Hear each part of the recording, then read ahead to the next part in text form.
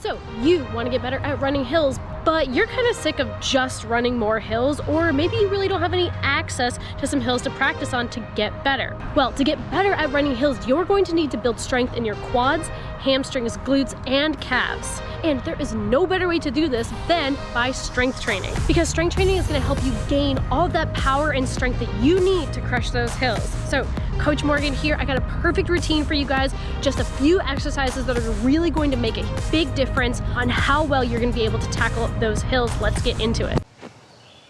All right, so the first exercise we are going to do is single leg step-ups, but to do this, we're going to have to grab a chair first. All right, now that we got this, we can start. Step-ups are really great because they help work your muscles for every part of the hill. So when we do the actual step up, that is mostly a concentric motion. So we're shortening the muscle, which is very similar to going up the hill. But when we come down from that step up, we're working our muscles in an eccentric motion when we bring that leg back down to the ground. That is going to simulate downhill running, because we know that you just can't train for uphills, because what goes up also must come back down. All right, so let's go over what these step-ups actually look like. All right, so I'm gonna plant my foot right in the middle, right in the center here of my nice stable surface. Now I'm gonna wanna make sure I am loading this glute here, and I'm pressing down all the way through that foot. Now this back leg here shouldn't be doing a lot of work, okay? I'm not pushing up, right? I'm not jumping off this back leg. This leg is doing all of the work. And when we do these single leg step-ups, we are gonna be working on just one leg at a time, so we're really building the endurance on each side, similarly to just continuing to run up and up a hill, okay? So I'm gonna make sure that I'm keeping my core on nice and tight through all of these exercises today, because your core is a super important part of running up the hills. It's gonna help you stay nice and tall and stable through this. I'm also gonna make sure I'm rolling my shoulders back. I'm gonna stay nice and tall through that chest. I don't wanna be hunching over here, because the better we are expanded out through that chest, the better my diaphragm can work, my lungs can work, I can get more air in. And as we all know, when we're going up those hills, we're breathing really heavy. I can't do that when I'm hunched over, okay? So I'm going to keep my core in tight. I'm hinging over at the waist here. I'm loading this glute. I'm driving down into that back leg, nice and controlled, all the way up, big drive at the hips, all the way up to the top. Now, when I come down, I am not just falling down. I'm not just letting go of everything, right? Because as I said, when we're coming down, this leg is now working on that downhill motion, okay? So, once again, nice and slow and controlled, all the way up, a little bit of balance here, driving those hips forward. And as we come down, I'm squeezing into that glute, holding all the way, and just bringing it down nice and slow and controlled there. And we're just tapping down nice and lightly, and all the way up. That is the first version of this. We can make this a little bit harder. I know, it's possible. What we can do here is come all the way down, just barely touch that toe to the ground, and come all the way up. We're not giving this leg a rest at all. All the way down, barely touching and driving all the way up. As you can see, my knee, there's a little dip in this chair here, so my knee is going over that toe.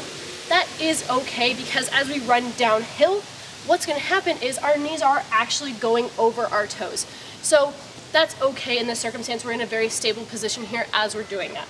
So one more time, I'll show you guys. Face on here, leaning forward, loading in.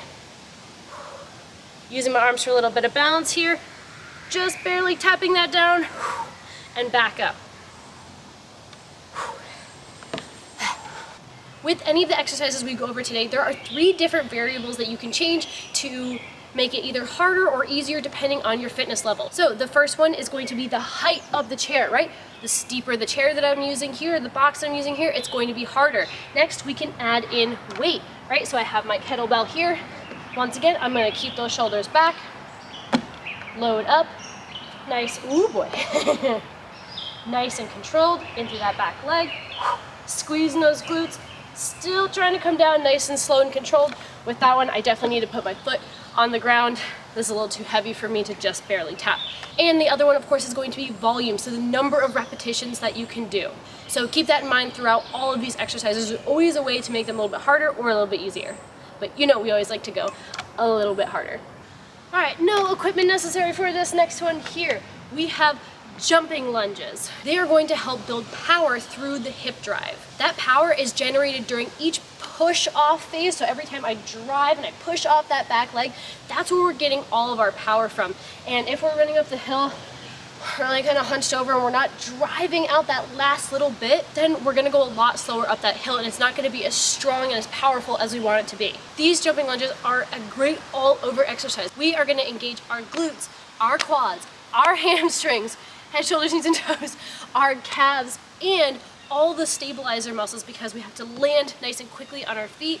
And we're also going to engage muscles that help stabilize the hips and the core. Okay, to perfect the jumping lunge, we first have to perfect the lunge form first, okay? A lot of people, when they tend to go out for a lunge, they really reach out and they have this big stretch here, okay? Well, we don't want that. We want to be in a little bit more here. When we're in this more of a crouched position, when we're in a little bit tighter, we can springboard much more, right? When I'm really stretched out, it's harder for me to get that drive, okay? So I want nice 90-degree angle here on my back leg, 90-degree angle here on my front leg. And it's the same position as when we were doing those step ups, right? I'm shoulders back, core on nice and tight, and I have a little bit of a hinge here, so I'm leaning forward. Okay, so that's the position we want to be in. And we want to make sure we are driving up super quickly and powerful through this jump lunge. I don't want to, a lunge just looking like this, okay? I'm also going to be using my arms here to help drive because when we're up on the hill, that arm drive out the back is really going to help power us, especially when our legs are super tired, okay? So opposite arms working here together, just like when we're running, jumping, landing. And see, I tend to even want to land a little farther, so we want to perfect these here. Nice and powerful, trying to get up as high as you can each jump.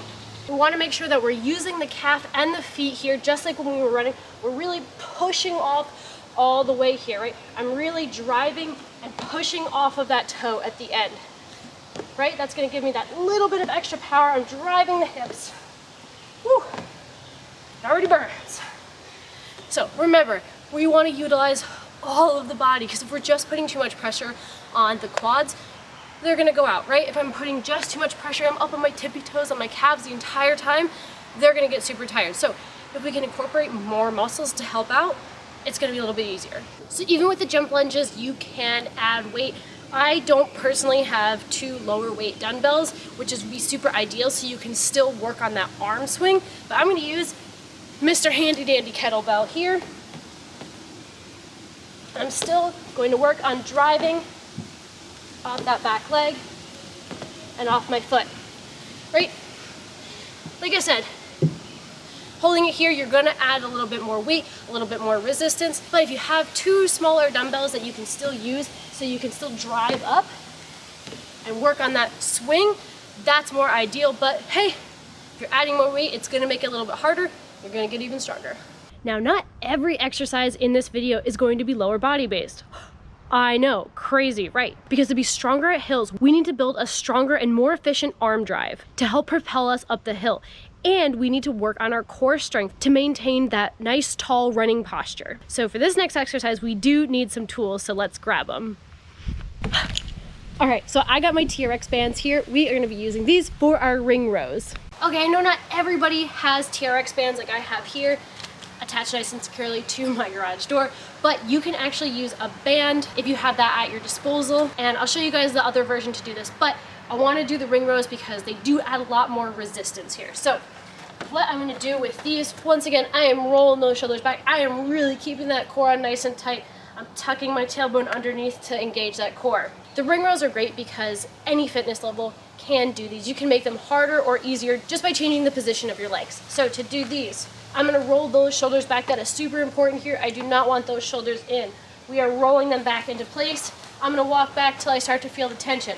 And now I can just start right here. Slow release down, keeping my elbows right next to my side. I'm driving those hips forward, keeping that core nice and tight. I'm going all the way down, but when I'm in this position, I am not relaxing my shoulders. They're staying rolled back. Now, when I'm here and I wanna go all the way up, I'm gonna be nice and powerful and drive all the way up through. Just like I would when I'm running along. If my arm swing is here, it's not gonna be very powerful, but when my arm swing is here, driving out the back, That's where all of our power comes from. I like to use this analogy sometimes. If you are in a motorized boat, right? The engine is behind you. Just like we want to drive our legs out back behind us, we want to do the same thing with those arms, okay? Back to my analogy, because you want your motor behind you. You want it pushing out the back, right? That's how you're gonna get the fastest going forward. Okay, now back to my ring rows here. So, right, this for me in this position is pretty easy.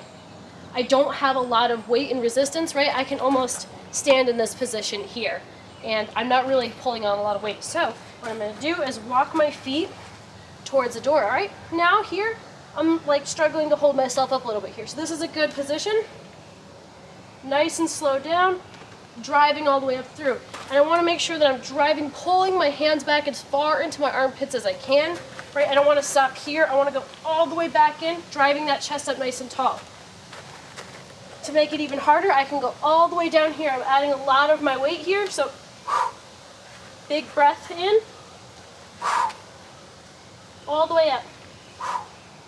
And then slowly walking my feet back together. Okay, so for my T-Rex band, less people, but maybe you have a band, here's how you can do that. It's gonna look exactly the same. We are just gonna try to anchor it up somewhere nice and high, right? If you need to, you can also double up on the weight, so fold it in half and wrap it around as well too. With this, it's gonna take a couple tries to find the right resistance. Start off a little bit more conservative here, right? I'm definitely not walking my feet in as much as I can because I haven't really tested the weight of this yet, okay? So, once again, we're keeping that same form here, and we're just gonna pull in. Relax, and pull in. Still wanting to go nice and controlled here. It's gonna actually add a little bit of core stability, so the bands are gonna be really great. You're probably just not gonna be able to walk your weight all the way in. So I'm here, pulling down, slow and controlled up, nice fast drive back. Okay, so everybody's included, and everybody can do this one. Now we can strength train till we are literally blue in the face and tired and dead, and we are beating up our body and making ourselves stronger, but all that strength isn't gonna really mean anything with poor form and efficiency. So go ahead and check out this video right over here. Coach Holly's got your back. She's going to go over everything that you need to know about how you should be positioning your body, how to use your arms to help you drive up those hills, and give you a couple little quick tips and tricks so that making these hills is gonna be that much easier. Now go out there, crush some mountains, guys. I will hopefully see you out there.